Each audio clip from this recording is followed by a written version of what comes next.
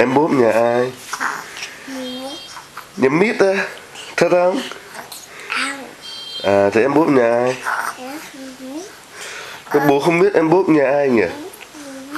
À, em Bốp của Mít, đúng rồi. Ông nội đi làm rồi, đi dạy rồi. Thế em Khánh Linh nhà ai nhỉ? À, cũng của Mít à? Mít thích nhà mấy em nữa cả. Thế em Bốp đời gì đây? Em Bốp đời gì đây? Em Bốp đời gì đây? Ơ yêu em à? Em Bốp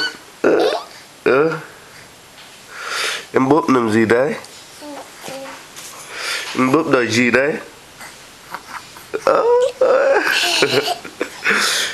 Ôi giời, ôi giời, ôi giời, anh yêu, ôi giời ơi.